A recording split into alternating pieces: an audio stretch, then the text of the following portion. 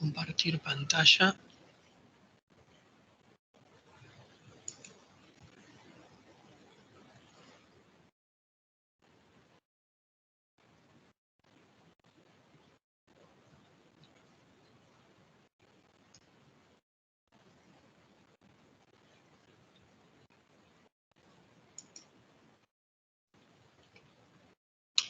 Cuando Teams me deje compartir pantalla.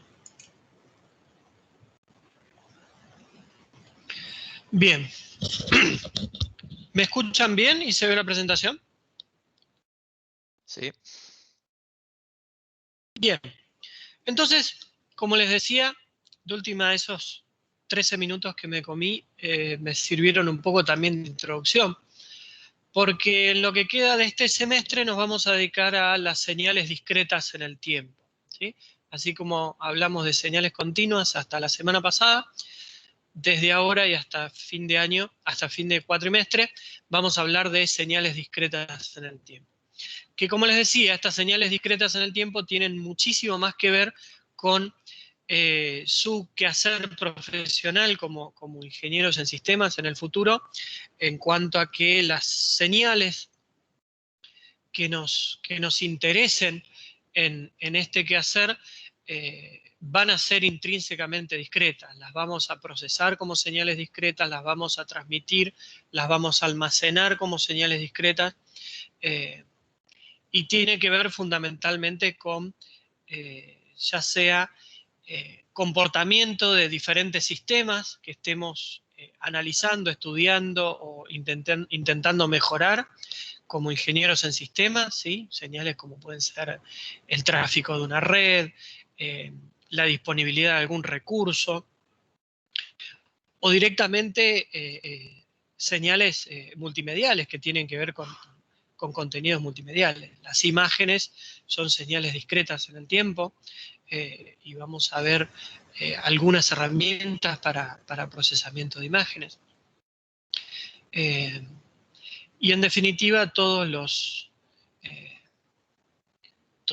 las señales de interés que interactúen con sistemas informáticos van a ser discretas, ¿sí? Entonces, las herramientas que vamos a ver van a tener un correlato mucho más directo y espero que eso también tenga su correlato motivacional en cosas que nos vamos a encontrar en el campo. La respuesta que di hoy es parcialmente cierta, esto que todas las herramientas que vimos para señales continuas están asociadas a control de procesos. También están asociadas a muchas de las cosas que vamos a ver en señales discretas, ¿sí? Muchas de las cosas que vamos a ver en señales discretas son casi triviales de entender habiendo entendido su contraparte continua, ¿sí? Entonces tampoco es que estuvimos medio semestre perdiendo el tiempo para poder cursar control de procesos. Muchas de las cosas que aprendimos acerca de señales, de transformadas y de sistemas, las vamos a aplicar de manera casi directa en nuestro estudio de señales discretas, así que también hay que tener en cuenta eso y no ser tan peyorativo respecto de los contenidos de la primera parte de este cuatrimestre. Entonces, vamos a ir avanzando con algunas características de estas señales discretas en el tiempo.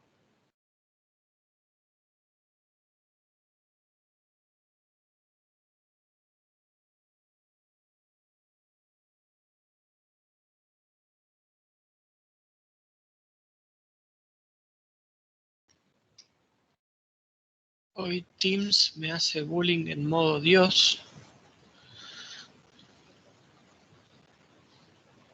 Ahí está.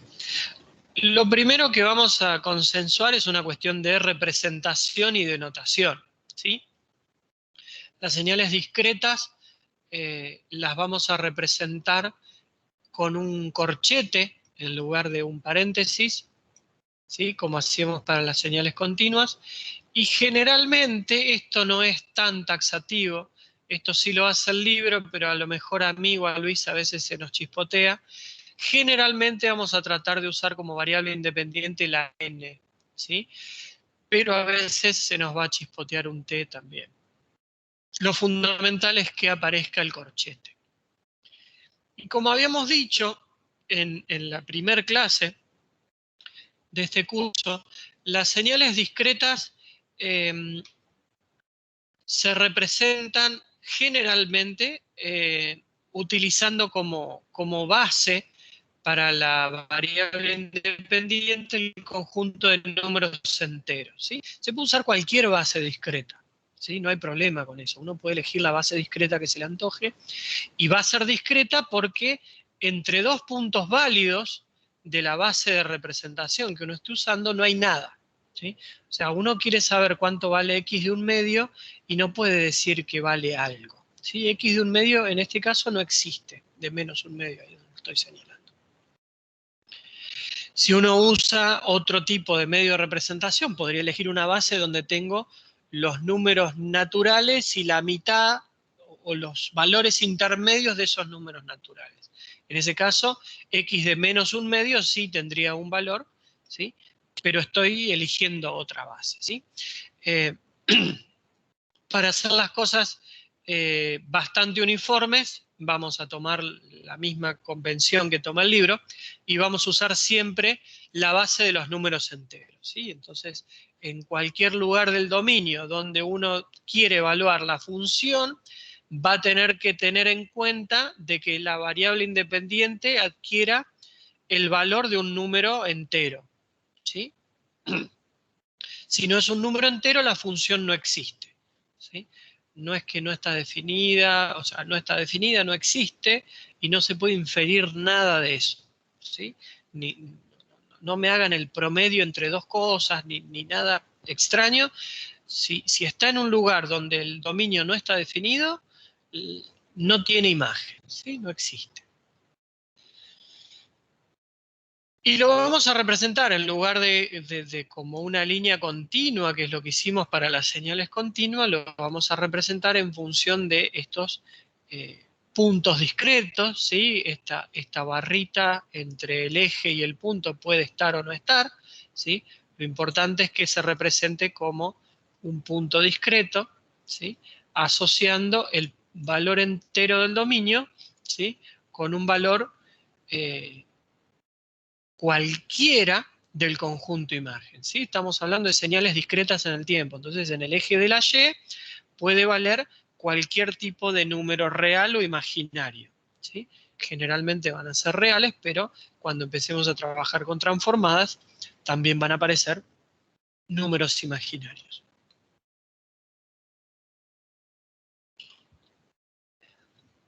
Respecto de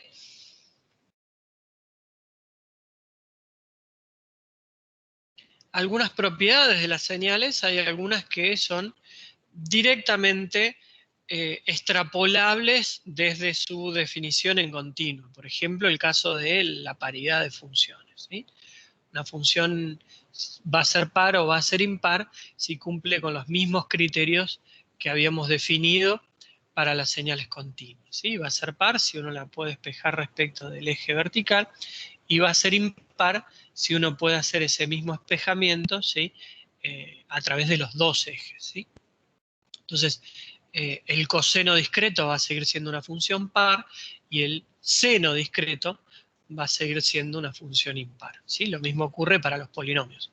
Los polinomios de grado par puro, es decir, x a la 2n, van a seguir siendo pares, y los polinomios de grado impar puro, es decir, x a la 2n más 1, van a seguir siendo funciones impares.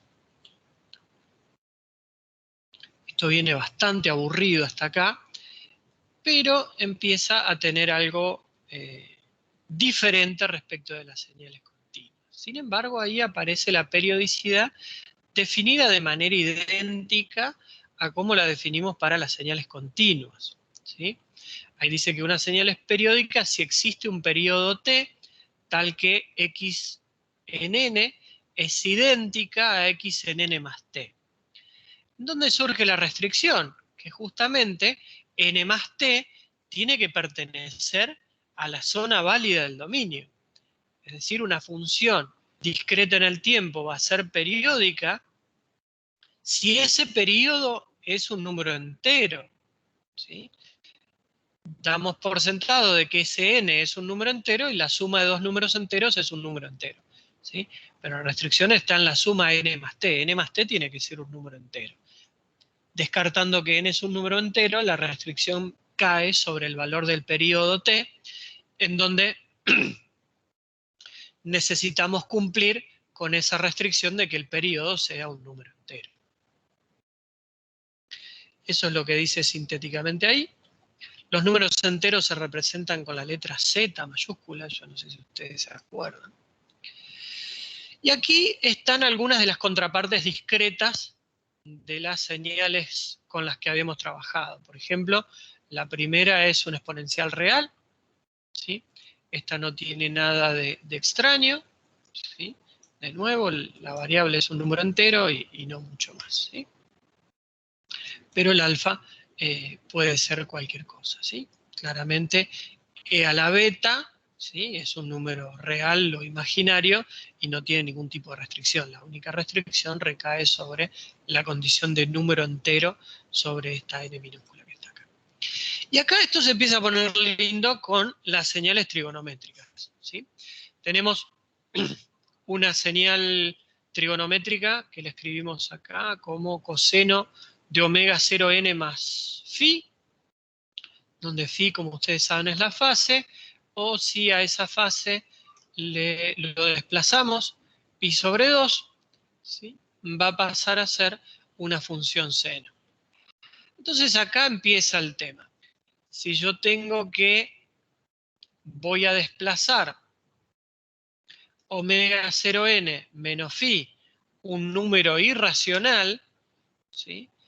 Esto que está acá, este argumento, deberá tener alguna cuestión bastante particular para que la función tenga sentido en el lugar donde yo quiero evaluarla, ¿sí?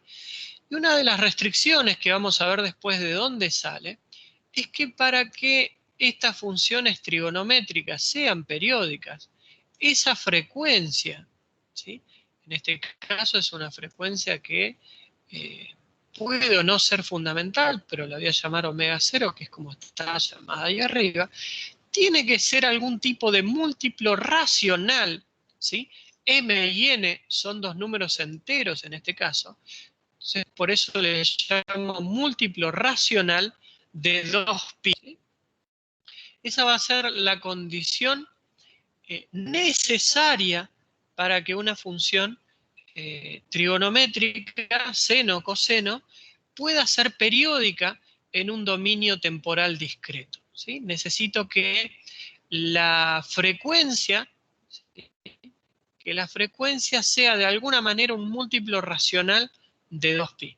Después vamos a ver en función de cuánto valen esos n y m, cuánto vale efectivamente la frecuencia o el periodo con el cual esa función es periódica en el dominio T, ¿sí?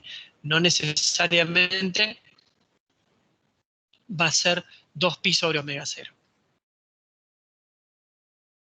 Y por último, la señal exponencial compleja, con la misma restricción en cuanto a la frecuencia, como dijimos arriba para las señales trigonométricas, y su correspondiente fórmula de Euler para la conversión entre la exponencial compleja y su versión descompuesta en su parte real y su parte imaginaria a través del coseno y el seno.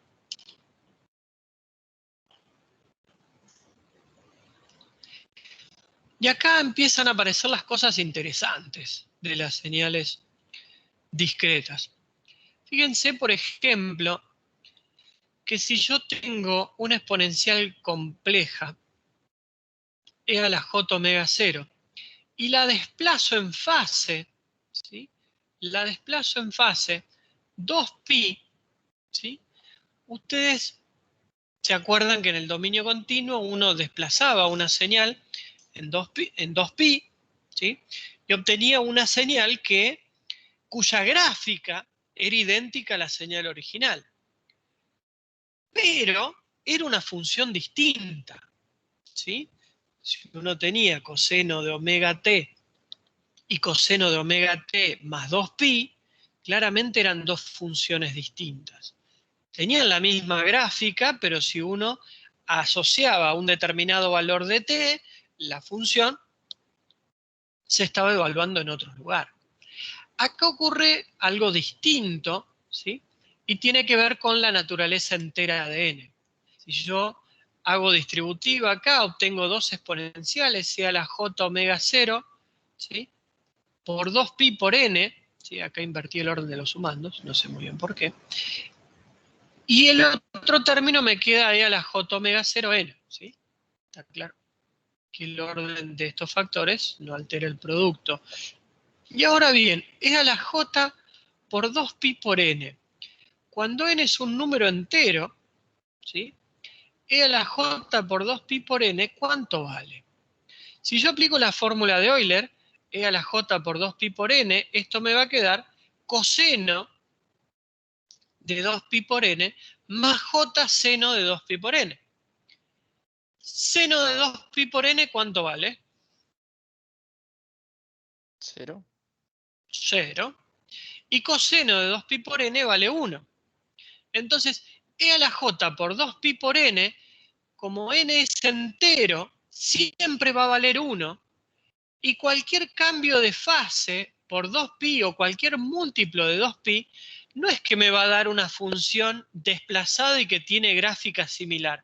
Me va a volver a dar la misma función. No tengo forma de distinguirlas. Si yo desplazo una exponencial compleja o un seno o un coseno 2pi, ¿sí? No tengo forma de determinar si la función que obtengo es la original o la desplazada. Son idénticas, es la misma función. No tengo forma de reconstruir ni forma de inferir de que eso es un desplazamiento. Lo pierdo por completo, ¿sí? La función pasa a ser exactamente la misma que la función primitiva, ¿sí? Insisto en esta idea, no son dos funciones que tienen la misma gráfica y se ven igual. Es la misma función. No tengo manera de distinguir la función original de la función desplazada, cosa que sí podría llegar a ser en el dominio continuo.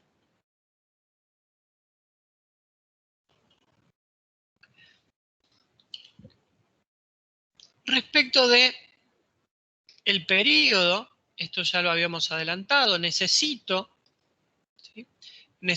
que de alguna manera este t sea un número entero.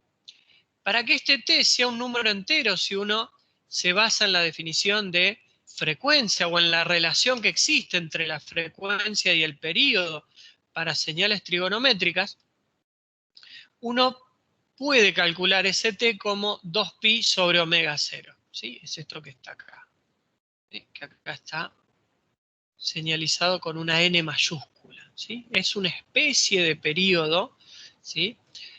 Pero no necesariamente es el período de una señal periódica. ¿Qué necesito para que este n efectivamente sea un t, ¿sí? Sea un periodo de una señal periódica? Que este omega me permita de alguna forma cancelar este 2pi, ¿sí? De manera que el valor este de n sea un número racional, ¿sí? Entonces, a partir de algún tipo de múltiplo entero de n, yo voy a lograr un periodo que va a ser un múltiplo entero, ¿sí? Pero para eso necesito que este n, ¿sí? Y que después este t se vuelvan números racionales, porque si yo no logro simplificar este pi que está acá arriba, el número va a seguir siendo irracional y n más t nunca va a ser un número entero. Yo nunca sumando un número entero más un número irracional, ¿sí? Como pi o como algún múltiplo de pi, voy a obtener un número entero.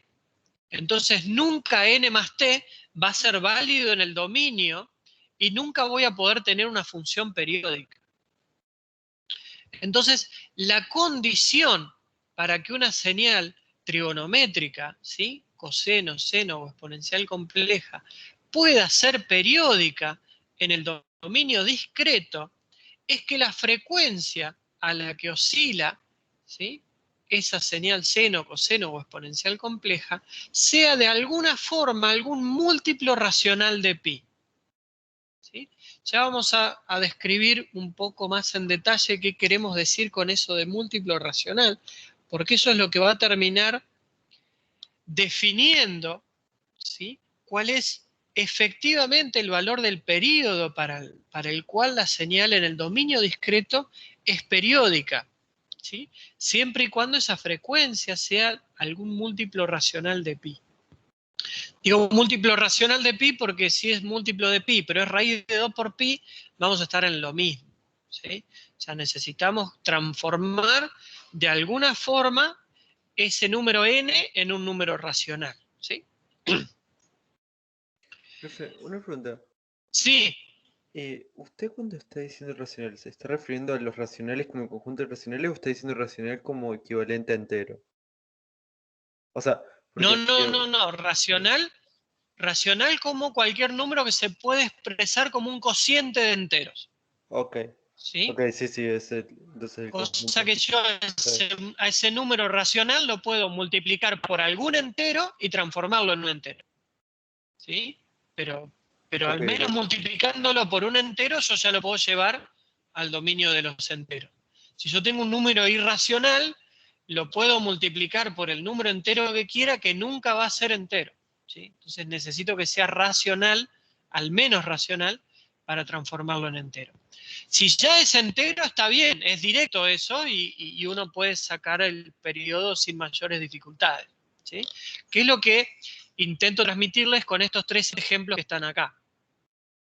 Ustedes, fíjense, este código de Python construye 3 señales cosenoidales con diferentes frecuencias, ¿sí? Me tomé el trabajo de ejecutarlo y sacar las capturas de las figuras, así Teams no nos hace bullying y podemos seguir con la clase más o menos de manera ágil. Entonces, tengo 3 diferentes frecuencias, tengo un omega 0, un omega 1 y un omega 2, ¿sí? El primer omega es 4pi sobre 100, ¿sí? El primer omega es 4pi sobre 100. Entonces, como decíamos hoy, si yo calculo el periodo, hago 2pi sobre omega 0, ¿sí?, voy a tener 2pi sobre 4pi sobre 100. Entonces, ahí tengo que el periodo de esa función directamente es 50, ¿sí? No tengo nada que inventar, ¿sí?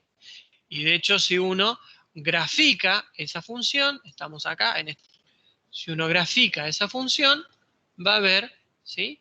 Fíjense, es una señal discreta, es válida donde están los puntitos, ¿sí? Estos puntitos son los números enteros, ¿sí? Pero ustedes pueden ver que efectivamente esta función es periódica con periodo 50, ¿sí? Tienen el 0 acá, 50, 100, 150, 200. ¿Está? Entonces, en este caso se me simplifica todo porque tengo un múltiplo racional, ¿sí?, de 2pi, entonces directamente pasa a ser un número entero, ¿sí?, haciendo el cálculo del 2pi sobre el omega 0, ¿sí? Este es el caso más trivial y más sencillo. El segundo caso,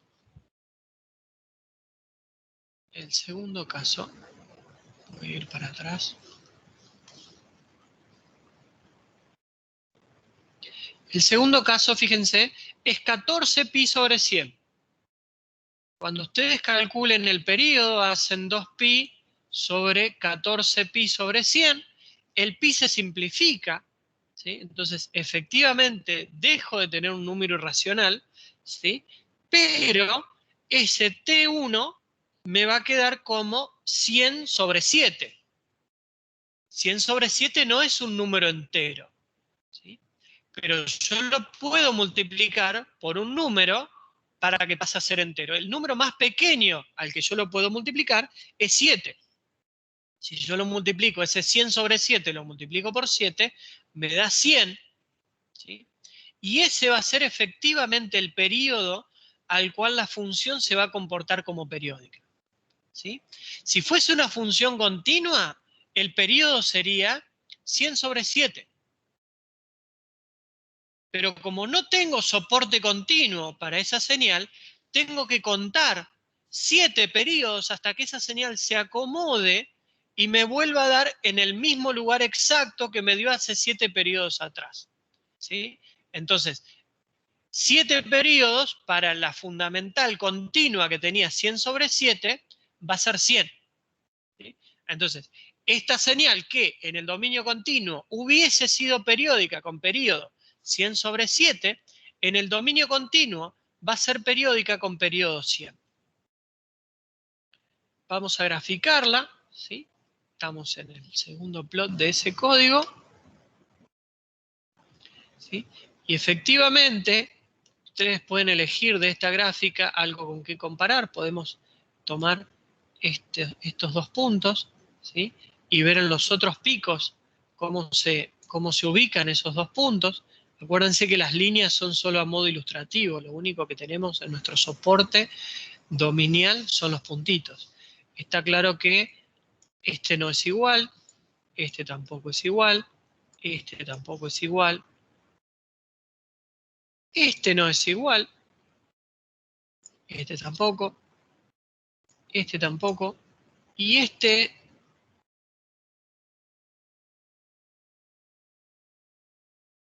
es el primero, ¿sí? Que efectivamente tiene este punto y este punto a la misma altura. Y como dijimos, ¿sí?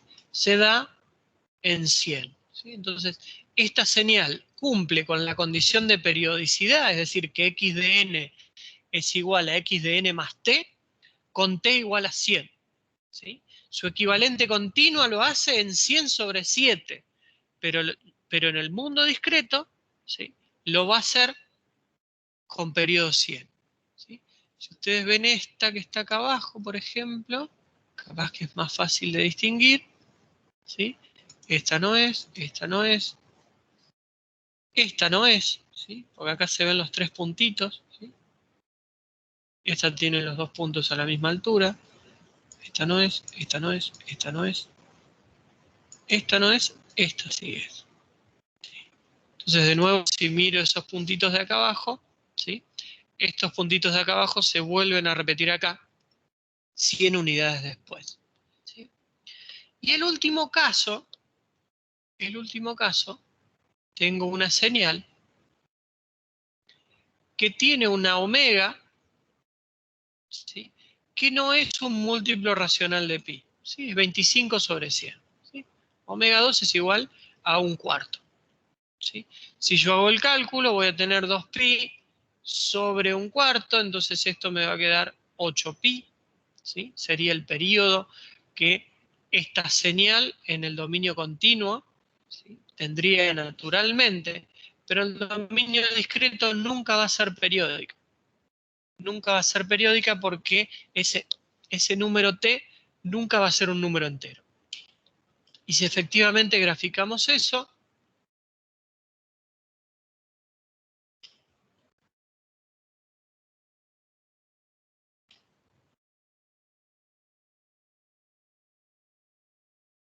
¿sí? Fíjense acá, pueden ir mirando todos los piquitos que quieran, que nunca van a encontrar dos efectivamente iguales. ¿Sí? Busquen, busquen, busquen. Este puede ser más o menos parecido a este.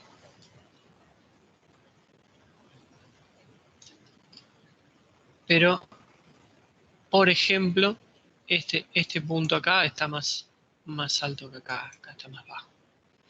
Pero, en definitiva, no va a existir ningún periodo para esta función. Por más que sea cosenoidal, como no tiene una frecuencia basada en algún múltiplo racional de pi, nunca va a ser periódica en el dominio discreto, ¿sí? A pesar de que en el mundo continuo sea periódica sin problemas.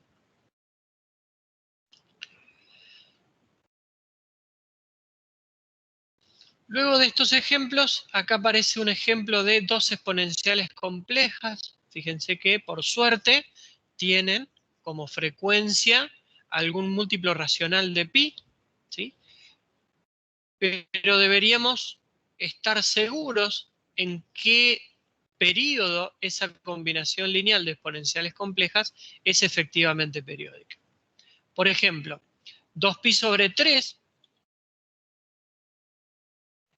en principio, es periódica, ¿sí?, con periodo 3. ¿Sí? Uno hace 2pi sobre 3, esto le da 3, y ahí ya tiene el periodo del primer sumando.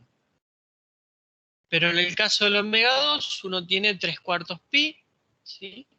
Si hacemos las divisiones, eso nos queda 8 tercios. 8 tercios no es un periodo válido para una señal. Entonces la tengo que multiplicar por algo, la multiplico por 3, ¿sí?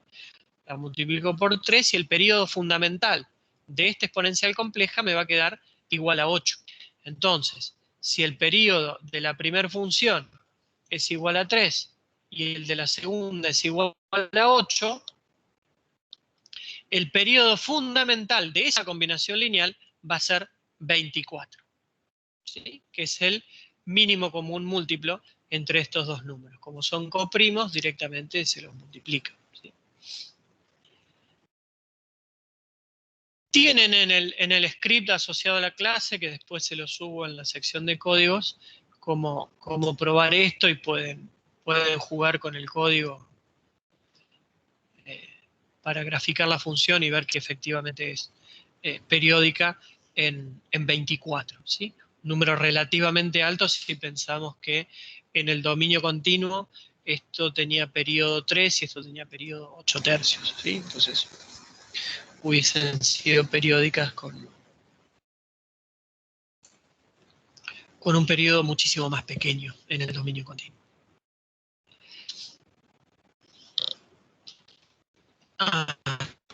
Tenía el test acá. Esta es la función. Fíjense cómo se da la combinación lineal y la periodicidad.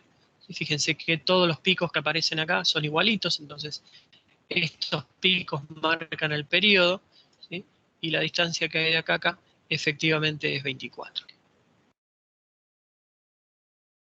Lo mismo para, si ustedes tienen en cuenta 2, 3, 4 periodos, ¿sí?, acá fíjense que ya les da 96, está bastante a la izquierda de 100. Igual el código para probarlo está en el código de Python que les voy a subir al campus. Y lo último que me queda, que es realmente crítico de entender, voy a tratar de explicarlo detalladamente, lentamente, para que se entienda, es cómo funcionan los armónicos, ¿sí?, en el caso de las exponenciales complejas o las senoidales o las cosenoidales discretas.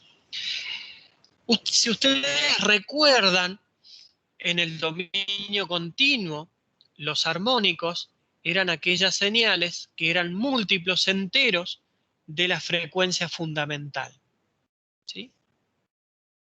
Como bien dice ahí, un armónico phi sub k, ¿sí?, de una señal exponencial compleja va a ser la exponencial compleja, e a la jk, ¿sí?, 2pi por m sobre n. Ya estoy dando por sentado de que la señal es periódica. Si voy a hablar de armónicos, necesito que la señal sea periódica. Por eso escribo la frecuencia como un múltiplo racional de pi, ¿sí?, y a esa frecuencia la multiplico por un número entero k, ¿sí? Ese número entero k ya vamos a ver por qué está restringido desde 0 hasta n mayúscula. ¿Qué es n mayúscula? N mayúscula es, en definitiva, el periodo fundamental, ¿sí? Si ustedes hacen 2pi por m sobre n, ¿sí?, dividido 2pi, es decir, calculan el periodo, ¿sí?, en definitiva, el 2pi se va a ir con este 2pi y el n va a pasar arriba y eso les va a dar el periodo fundamental. Entonces, ¿qué pasa para los diferentes valores que puede tomar k y por qué puede ir solamente hasta n-1? Vamos a verlo ahora. El primer armónico, el más trivial de todos, ¿sí? Es el armónico 1, que es en definitiva la señal misma, ¿sí? Cuando K vale 1, uno recupera la señal, ¿sí? Y directamente el armónico 1 es idéntico, es igual a la señal original, ¿sí? No hay demasiados trucos con el armónico 1, ¿sí? Es la señal original. ¿Qué pasa con los armónicos más altos? El armónico 2, el 3, el 4. Bueno, van a aparecer multiplicando esta frecuencia, ¿sí? Ahí tampoco hay demasiado para hacer, solo que a la hora de calcular el periodo fundamental de estos armónicos va a empezar a dar más chico, ¿sí? Porque este 2 se va a meter acá adentro y cuando uno haga la división va a aparecer en el denominador de ese cálculo de ese nuevo periodo, ¿sí?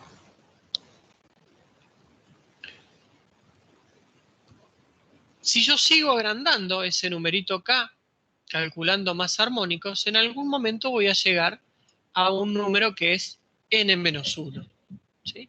Es decir, una unidad más pequeña, ¿sí?, que el periodo fundamental de esa exponencial compleja discreta a la que yo le empecé a calcular armónicos.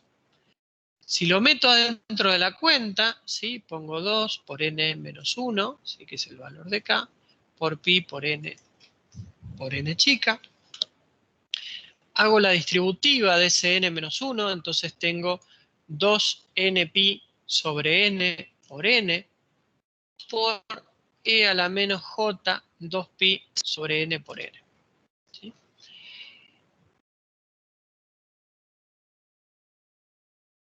Acá se me simplifica el n grande, ¿sí?, y obtengo directamente 2pi por n chica.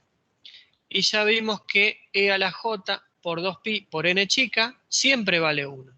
Por lo tanto, el único término que no se muere es este de e a la menos j 2pi sobre n por n. Sí, acá falta un paréntesis.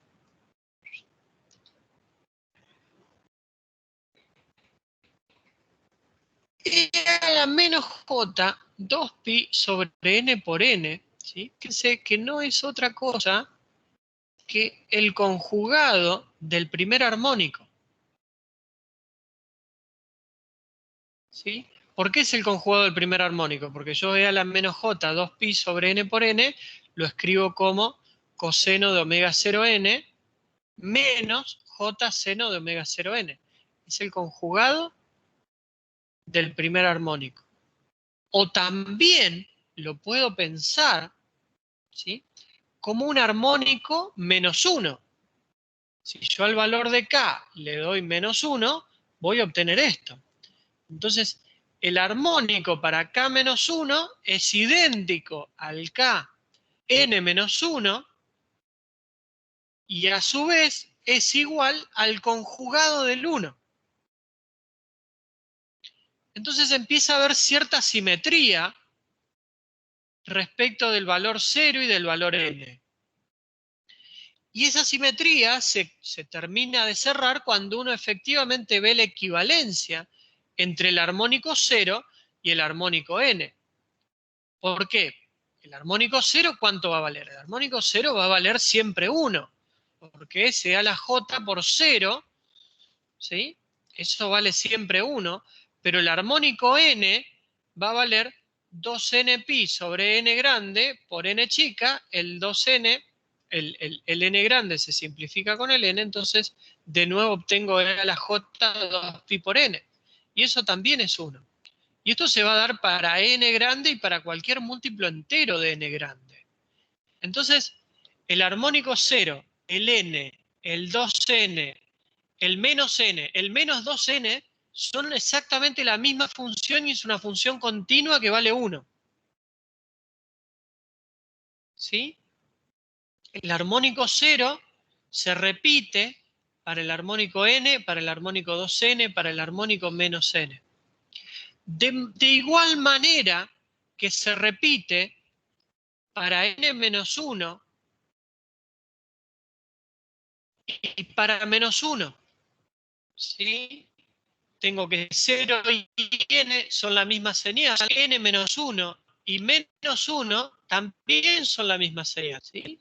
Entonces, obtengo una estructura de armónicos donde la cantidad es limitada, o sea, yo tengo n armónicos distintos, 0, 1, 2, 3, hasta n-1, porque el n ya pasa a ser igual que el 0. Y a su vez, n-1 es el conjugado de 1, n-2 es el conjugado de 2, n-3 es el conjugado de 3. O sea, tengo además una relación de simetría entre los primeros armónicos y los últimos armónicos. Eso está sintetizado acá, ¿sí? Donde tengo que el primer armónico es idéntico a la señal original, es lo primero que dijimos. El armónico C es el armónico N y es la señal continua, ¿sí? Es la señal de menor frecuencia que puedo llegar a tener, ¿sí? Y lo que dijimos, los armónicos también se van conjugando, ¿sí? El último armónico es el conjugado del primero, el anteúltimo es el conjugado del segundo. Y así voy a tener toda esta lista de armónicos. ¿Cuál es el tema acá? Que claramente el armónico 0, ¿sí? Tiene frecuencia mínima, tiene frecuencia 0. El armónico 1 tiene frecuencia igual a la frecuencia fundamental. El armónico 2 tiene frecuencia igual al doble de la frecuencia fundamental, ¿sí? Pero el armónico n-1, como es el conjugado de 1, tiene la misma frecuencia. Que sea conjugado no le cambia la frecuencia. Entonces, los armónicos más grandes empiezan a decrecer en frecuencia. El n-2 va a tener la misma frecuencia que el 2, el n-3 va a tener la misma frecuencia que el 3, pero el 3 claramente tiene el triple de la frecuencia fundamental. Entonces empieza a pasar algo raro con esto de las frecuencias discretas. Yo puedo ir aumentando la frecuencia. Claramente el armónico 2 tiene mayor frecuencia que el 1, el armónico 3 tiene mayor frecuencia que el 2, pero eso tiene un límite. No la puedo incrementar indefinidamente. ¿Y cuál es el límite de esa frecuencia? ¿Dónde está el armónico de frecuencia máxima? Y uno tendería a pensar que si tengo esta estructura simétrica, ¿sí? Donde el armónico K es igual al armónico n-k o es el conjugado del armónico menos K, ¿sí? La frecuencia máxima va a estar a mitad de camino. Porque si yo tengo que el 1 es igual al n-1, el 2 es igual al n-2, pero es más grande, el 3 es igual al n-3, pero ellos son más grandes que los anteriores, ¿sí? A medida que me voy acercando al centro, voy a obtener la frecuencia máxima. Entonces la frecuencia máxima va a estar claramente en n sobre 2, en n grande sobre 2. ¿Y cómo es esa frecuencia? Bueno, vamos a escribirlo. Vamos a ver cómo nos da el armónico, ¿sí? N sobre 2. Si escribo la ecuación basándome en la formulita, ¿sí? El armónico N sobre 2, ¿sí? Es esto que está acá, 2 por N sobre 2, ¿sí? Pongo un N arriba y el 2 abajo. Esto me queda E a la J pi por N. Así como E a la 2 J pi por N me da siempre 1, E a la J pi por N, ¿sí? Me termina dando menos 1, ¿sí? Para los valores impares de n. ¿Sí? Por ejemplo, coseno de pi es menos 1, coseno de 3pi es menos 1. ¿Sí? Pero me da 1 para los valores pares de n. Para el seno es siempre 0, así que no me preocupo. Entonces esto coseno de pi por n, ¿sí? me va a dar -1 para los impares y +1 para los pares. Es decir, que lo puedo condensar en una función de tipo -1 a la n. Y -1 a la n termina siendo la capacidad máxima de oscilación, que me da mi soporte. ¿Qué quiere decir eso? Que tengo para un número positivo y para el siguiente uno negativo, +1, -1, +1, -1. Más rápido que eso no se puede oscilar. Y esa es la frecuencia máxima que admite mi soporte. Y esa frecuencia la encuentro en el armónico n sobre 2. ¿Sí? Esto es bastante difícil de digerir, lleva tiempo, 2, 3, 4 relecturas, ¿sí? Pero es algo que una vez que se entiende es una herramienta poderosísima, ¿sí?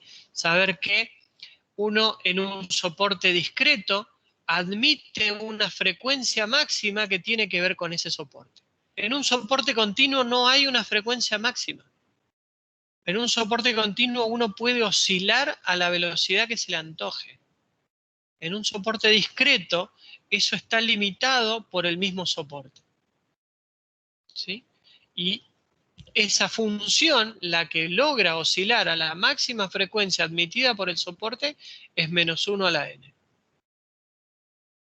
Y ese -1 a la n se obtiene considerando el armónico, ¿sí?, a mitad de camino en la escala, ¿sí? Habíamos dicho que teníamos de 0 a n-1 armónicos posibles, o de 1 a n, lo que ustedes quieran, ¿sí? Pero la mitad de camino tiene la frecuencia máxima y esa frecuencia máxima está dada por el soporte. Entonces, si ustedes tienen una frecuencia fundamental para su señal, ¿sí?, que es de longitud n, la cantidad de armónicos va a estar dado por ese n. ¿Sí? Por ejemplo, hoy teníamos una función que tenía periodo fundamental 100. En realidad teníamos los dos primeros ejemplos que teníamos tenían periodo fundamental 100. Entonces, esa función va a tener 100 armónicos distintos.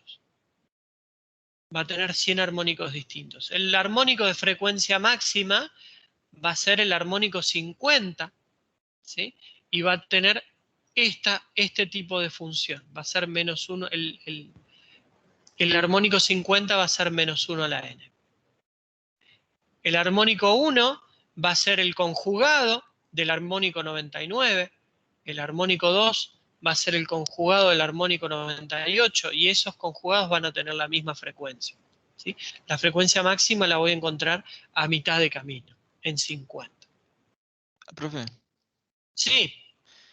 ¿qué ocurre si mi frecuencia es un número impar? Si tu frecuencia es un número impar, vas a tener dos máximos, ¿sí? El n+1 sobre 2 y el n-1 sobre 2. Y esos dos máximos van a ser conjugados entre sí. Entonces uno va a ser +1 -1 +1 -1 +1 -1 y el otro va a ser -1 +1 -1 +1 +1 +1. Ok, se entiende. ¿Sí? Vas a tener dos tipos distintos de simetría. Cuando es par tenés uno, que es la señal máxima, y cuando es impar tenés dos, uno izquierda y uno derecha, pero entre sí son conjugados, porque se mantiene esto de la conjugación a izquierda o a derecha del centro. ¿Sí? Sí, sí. Bien.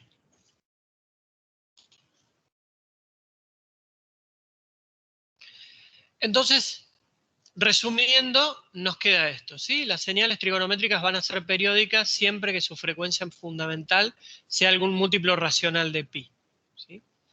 Y si la frecuencia fundamental cumple con eso, va a existir algún periodo fundamental entero, ¿sí?, que es algún múltiplo, ¿sí?, de escribir 2pi sobre omega 0. Si ese 2pi sobre omega 0 ya es un múltiplo entero, no hace falta multiplicarlo por nada. Si no es un número entero, pero es racional, va a haber que multiplicarlo por algo. Y además, que es lo que veníamos diciendo recién, las señales van a tener una cantidad limitada de armónicos, ¿sí? Que está relacionada con ese periodo fundamental, ¿sí? Ese periodo fundamental va a indicar la cantidad de armónicos que tengo. Y voy a tener saltos discretos en frecuencia, ¿sí? Eso, si tengo frecuencias discretas, voy a tener saltos discretos. Lo voy a estar multiplicando por un número entero. Entonces tengo el armónico 0, que va a ser el de frecuencia 0, que es el continuo, es siempre 1. ¿Sí? Voy a tener el K igual a 1, que es el de la señal, es idéntico a la señal.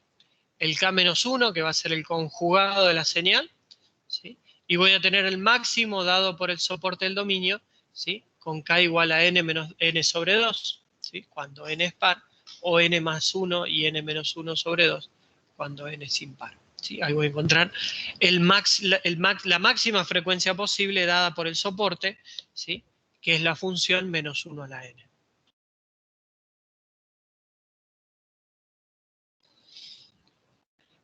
Creo que esto llegaba hasta acá, el tema de las señales periódicas y trigonométricas y exponenciales complejas. Vamos a ver ahora cosas un poquito o mucho más sencillas, como son las definiciones del escalón discreto y del impulso discreto, ¿sí? El escalón discreto se define trivialmente, como dice acá, para n menor a 0 vale 0, y ahora tenemos que, a diferencia del continuo, vale 1 para n mayor o igual a 0, ¿sí? Es decir, que el escalón está definido en 0 y vale 1. No hay ninguna observación que hacer en cuanto a esto, ¿sí? En 0 vale 1, y a partir de ahí hacia la derecha vale siempre 1. Y en el caso del impulso discreto, también es una definición mucho más trivial y mucho más fácil de aprender con H, ¿sí? Y es que es una función que en 0 vale 1 y en cualquier otro punto vale 0.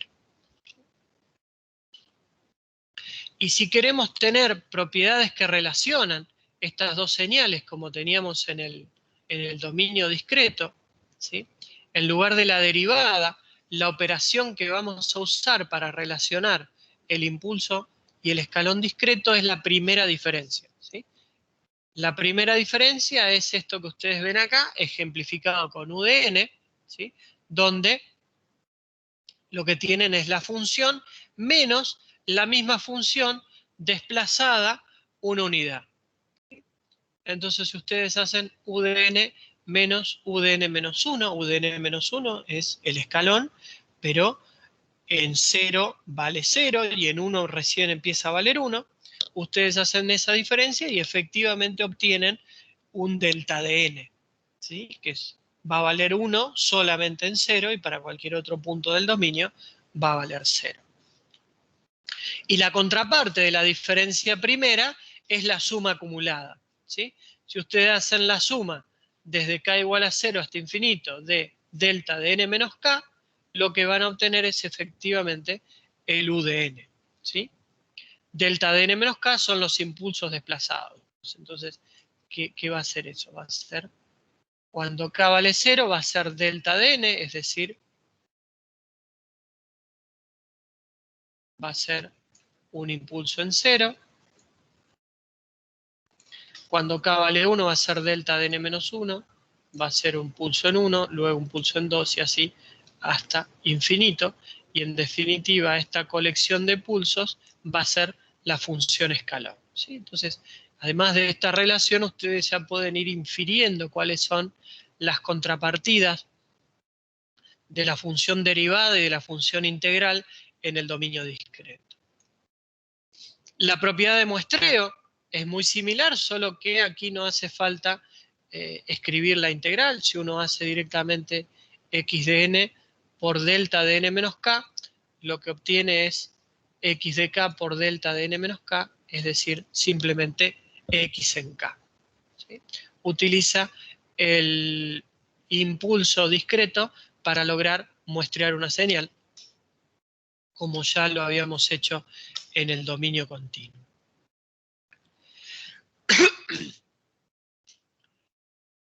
Y siguiendo con esto, ¿sí?, uno puede construir una señal, una función, ¿sí?, x de n, ¿sí?, como una combinación lineal de escalares, ¿sí?, es decir, la función x evaluada en distintos puntos, en este caso valores enteros de k, ¿sí?, en donde el soporte funcional que va a usar es un tren de impulso, es decir, delta de n menos k. Fíjense que la variable acá pasa de estar en la función x a estar en la función delta, y los x cumplen exclusivamente la función de escalares en la combinación lineal de estos delta de n. Esto es muchísimo más fácil de ver que en el dominio continuo, ¿sí? Si ustedes tienen que esto es x de n, ¿sí?, este puntito que está acá no va a ser otra cosa que x de menos 4, ¿sí?, evaluado este punto por delta de n más 4. Y así, si ustedes tienen acá x de 0 por delta de n, x en menos 2 por delta de n más 2, ¿sí?, x en 1, y así, a medida que ustedes van haciendo una combinación lineal de estos delta de n escalados por el valor de la función en el punto donde tienen desplazado el delta, van a poder reconstruir la función original, pero como una combinación lineal de impulsos, ¿sí?, donde los escalares de esa combinación lineal es la evaluación local de la función. ¿Y para qué hacemos esto? Con la misma lógica que la habíamos hecho en los sistemas continuos. Si uno tiene un sistema LTI discreto y tiene la respuesta al impulso de un impulso discreto, va a poder construir la respuesta a cualquier señal siempre y cuando la entrada a ese sistema se pueda construir como una combinación lineal de impulsos discretos. Entonces la salida va a ser la combinación lineal, la misma combinación lineal de respuestas a los impulsos, ¿sí?, desplazados y combinados linealmente según lo ensambló para la entrada, ¿sí? Para eso, bueno, es cuestión de recuperar un poco el concepto de sistemas y las propiedades de los sistemas. En cuanto a memoria, invertibilidad, causalidad y estabilidad, eso sigue siendo igual, ¿sí? Los sistemas con memoria son aquellos que pueden necesitar para calcular su salida valores pasados de la salida o de la entrada. Los sistemas invertibles son aquellos que, acoplados en serie, ¿sí?, con su sistema inverso, ¿sí?, devuelven exactamente la entrada. Eso tenía que ver con la biyectividad de funciones, ¿sí? Eso se va a poder hacer si el sistema es invertible y si la función que modifica la señal es una función biyectiva. En el caso de las señales discretas en el tiempo, el concepto de biyectividad, ¿sí?, se restringe un poco, porque si uno quiere tener una señal, una función biyectiva discreta en tiempo, también va a tener que ser discreta en magnitud, ¿sí?, porque cuando uno la invierta va a necesitar que a un valor discreto del conjunto imagen se corresponda con un valor discreto del conjunto del dominio, ¿sí? Y esto se logra teniendo una función que vaya exclusivamente de z en z, ¿sí? Si uno tiene una función que va de z a los reales, ¿sí?, esa función no va a ser invertible. La causalidad tiene la misma relación que teníamos en los sistemas continuos. Un sistema va a ser causal si para calcular la salida en un determinado instante de tiempo solo va a necesitar valores presentes y pasados de la entrada y de la salida, ¿sí? De nuevo, esto va a redundar en tener sistemas derechos y respuestas al impulso iguales a 0. para cualquier valor de tiempo menor a 0. Y la estabilidad, como habíamos dicho también en los sistemas continuos, si uno excita un sistema con una señal de energía finita, debería tener a la salida, ¿sí?, una señal de energía finita. Y luego sí, los conceptos que nos interesan para definir un LTI, los conceptos de invariancia en el tiempo y de linealidad. La invariancia en el tiempo tiene que ver con que si uno aplica una señal de entrada y obtiene una determinada salida, al aplicar esa misma entrada pero desplazada en el tiempo, va a obtener exactamente la misma salida y también desplazada en el tiempo igual cantidad de unidades que la entrada. Y la linealidad, como ustedes saben, es bastante trivial, ¿sí? Si uno tiene una determinada salida o un determinado conjunto de salidas para un conjunto de entradas, cualquier combinación lineal de esas entradas va a dar como salida la misma combinación lineal de las salidas para cada una de las entradas individuales.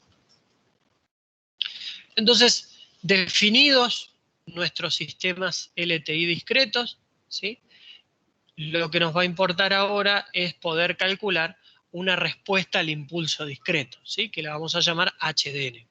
HDN es la respuesta a un delta de n, ¿sí? Uno excita un sistema con una delta de n, un impulso discreto, y lo que obtiene es la respuesta al impulso, que la vamos a llamar HDN. Entonces, si el sistema es LTI, como ya dijimos, y uno puede escribir una señal como combinación lineal de impulsos unitarios, ¿sí?, y uno tiene de alguna forma caracterizado el sistema con una respuesta al impulso HDN, la salida va a ser la combinación lineal, ¿sí?, que utilizó para la entrada, solo que en lugar de las deltas va a usar las H's, ¿sí? Y eso también en el dominio discreto se conoce como convolución, pero ahora en el dominio discreto estamos hablando de una suma de combinación, de convolución, porque esa combinación lineal se da a través de una sumatoria y no de una integral, ¿sí? Fíjense que acá es muchísimo más directo entender de dónde sale la suma de convolución que en el caso del dominio continuo, donde de alguna forma teníamos que llevar al límite para pasar de esa sumatoria a una integral. Ahora la suma de convolución es muchísimo más transparente, es mucho más fácil de ver, porque estamos mucho mejor familiarizados con combinaciones lineales en forma de sumatoria y no de integrales.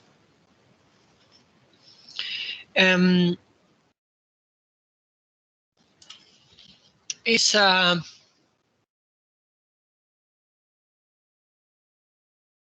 suma de convolución la vamos a aplicar en dos ejemplos del libro, ¿sí? El primer ejemplo es el ejemplo 2.1. Tenemos una señal respuesta al impulso HDN que vale 1 para 3 valores distintos, 0, 1 y 2. ¿Sí? Y una señal de entrada XDN que tiene 2 valores distintos de 0. 0,5 para n igual a 0 y 2 para n igual a 1. ¿Sí? Tengo dos caminos. Como tenía en el mundo continuo, tengo dos caminos. Lo puedo resolver gráficamente, lo puedo resolver analíticamente. Vamos a ver que analíticamente esto es bastante trivial. Escribo la definición primero de convolución, x de k por h de n menos k, en una sumatoria que va desde menos infinito a infinito. El tema es que mi x de k es distinto de 0, ¿sí?, solo para dos valores, para k igual a 0 y para k igual a 1. Entonces esta sumatoria la voy a hacer solamente desde 0 hasta 1. ¿Sí? Voy a tener la sumatoria de 0 hasta 1 de x de k por h de n menos k. Entonces puedo escribir esos dos términos, ¿sí? El primer término va a ser x de 0 por h de n menos 0, entonces va a ser x de 0 por h de n, y el segundo término va a ser x en 1 por h de n menos 1. ¿Sí? Fíjense que esto es igual a y de n, ¿sí? Yo voy a tener que evaluar mi y de n para todos los lugares donde este h de n y este h de n menos 1 sean distintos de 0. ¿Sí? Para cualquier valor menor que 1, para n, ¿sí? Voy a tener, por ejemplo, h de menos 1, esto vale 0, y h de menos 1 es menos 2, también va a ser 0. Entonces el primer valor de y de n que va a ser no nulo, ¿sí? Es y de 0. Y de 0 va a ser x de 0 por h de 0. ¿Sí? Y de 0 va a ser x de 0 por h de 0 más x de 1 por h de 0 menos 1 es menos 1, esto es nulo para y de 0. Entonces solo me quedo con el primer término. Y de 1 va a ser x de 0 por h de 1 más x de 1 por h de 0. Y y de 2 va a ser x de 0 por h de 2. Eso sigue siendo no nulo, está bien. X de 1 por h de 1. Y de 3 va a ser x de 0 por h de 3. Eso sí ya es 0. ¿Sí? Pero no para el otro término que va a ser x de 1 por h de 2. Y después ya sí, y de 4 y todos los valores más grandes que 4 van a ser nulos.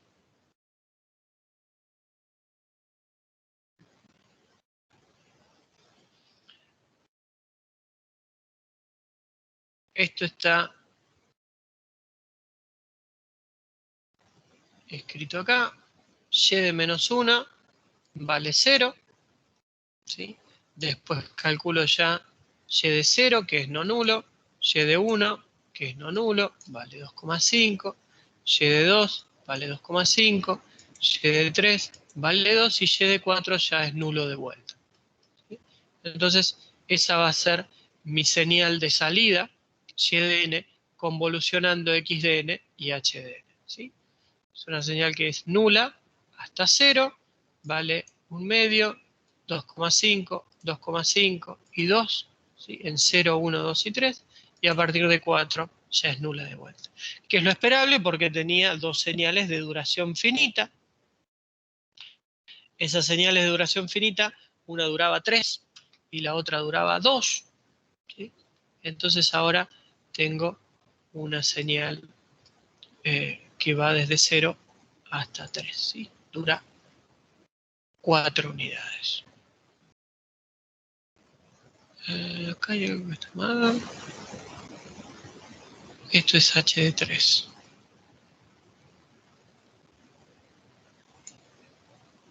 Esto es h de 3.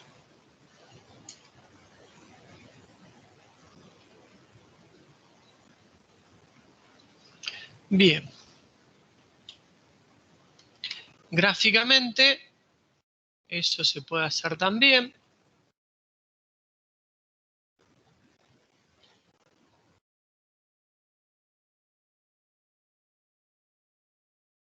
¿Sí? Entonces uno tiene h de n, x de n.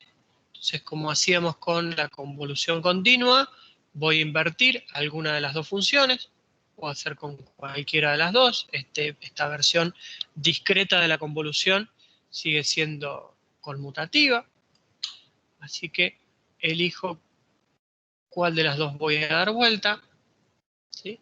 Acá tengo dada vuelta la h, esto es h de 0 menos k. ¿Sí? Y este h de 0 menos k es el primero que coincide con un valor no nulo de xn. ¿Sí? Entonces ahí empiezo a multiplicar. Tengo 0 por 0,5, después desplazo esta h una unidad para allá, voy a tener 1 por 0,5 más 1 por 2, ¿sí? Y así voy a seguir desplazando la función para ir obteniendo los diferentes valores, ¿sí? Y de 1 va a ser 0,5, que es este producto que está acá, más 2, que es este producto que está acá. Y de 2 va a ser parecido, tengo 0,5 más 2, ¿sí? Y de 3 va a ser 2 por 1. Y y de 4 va a ser nula de nuevo porque ya no voy a tener que multiplicar contra qué, ¿sí? Alguna de las dos en cualquier lugar va a valer 0. Esto para señales de duración finita, ¿sí? Cuando tenemos señales de duración infinita, gráficamente empieza a ser un poquito más complicado. Entonces a veces conviene usar la versión analítica de la convolución. Tengo, por ejemplo, acá un h de n, que es la función escalón, y una señal de entrada que es alfa a la n por u de n, donde por alguna razón me aclara que alfa es menor que 1. ¿Por qué me estará aclarando que alfa es menor que 1? Porque si alfa fuera mayor a 1, alfa a la n por u de n, ¿sí? a n infinito tiende a diverger.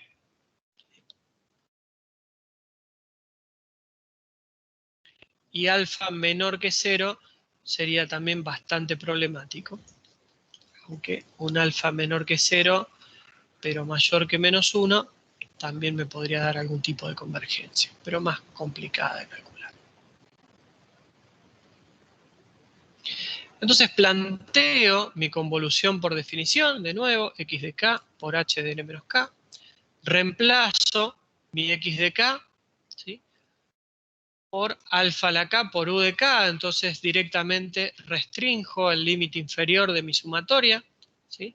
Este u de n que tenía acá pasa a ser un u de k, ¿sí? Entonces para todos los valores de k de menos infinito a 0, esa función es nula. Y hago lo mismo con u de n menos k. La sumatoria me va a quedar restringida superiormente, ¿sí? hasta el valor de n. ¿Sí? Entonces, y de n va a estar asociada directamente al valor del límite superior de la sumatoria. Ahora bien, ¿cuánto da esta sumatoria para los distintos valores de n? Una sumatoria de los primeros n términos de una sucesión alfa a la k.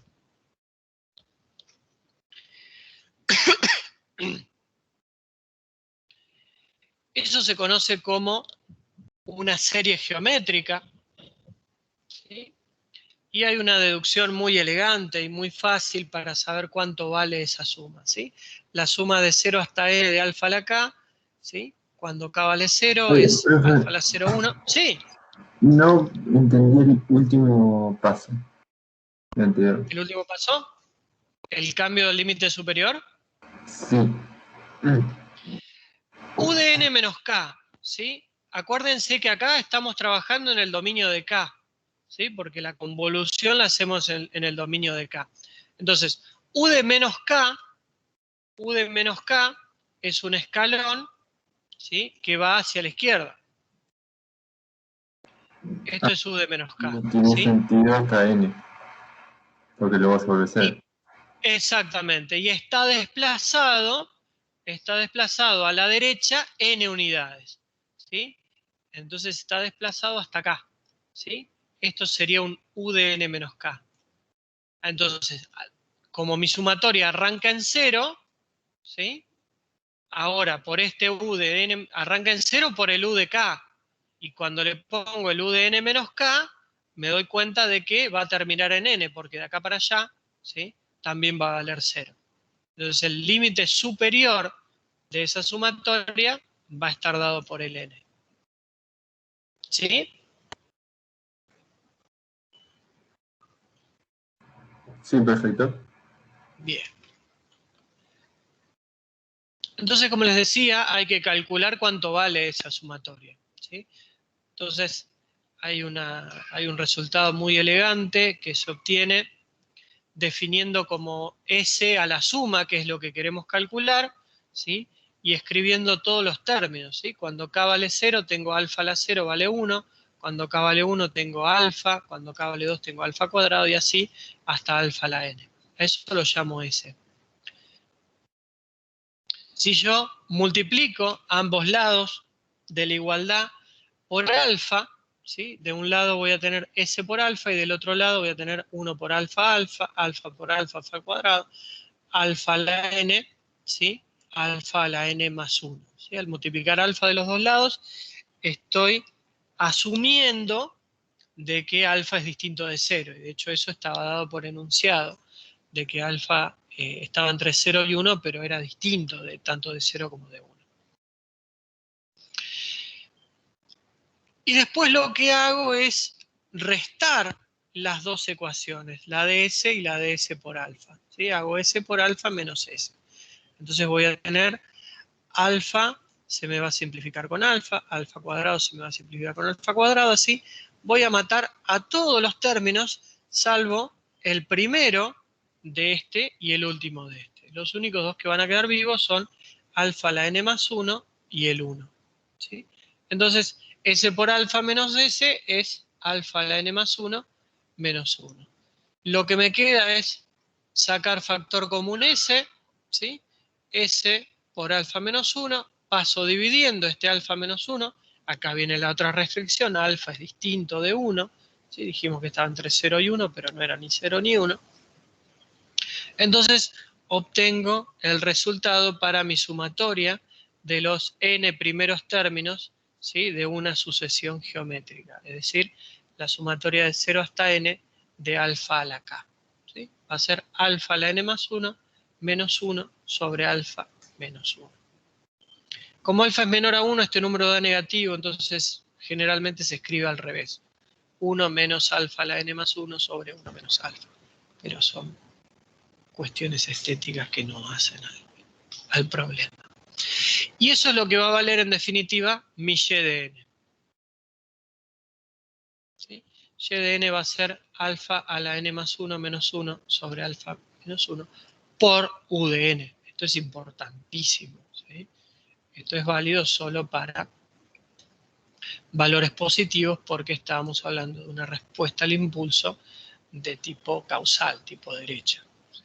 Entonces, no hay que olvidarse de agregar ese u de n. Y con eso terminamos la clase de hoy, a menos que haya alguna consulta o algo que quieran discutir antes que nos despidamos.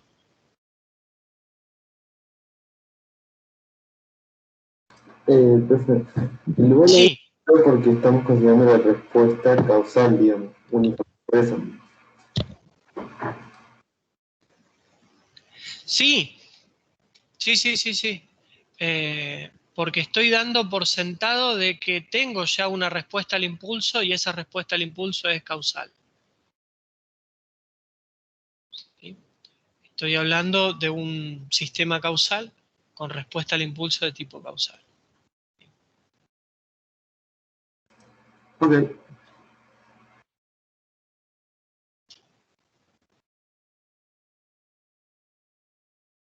Bien, ¿alguna otra consulta?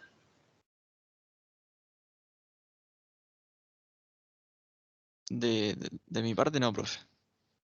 Bueno, cualquier cosa, como siempre, nos vemos mañana. Me pueden consultar por mail o pueden intentar usar alguno de los foros que tenemos. ¿Sí? Insisto en la socialización de la información y de las consultas. Profe, Sí,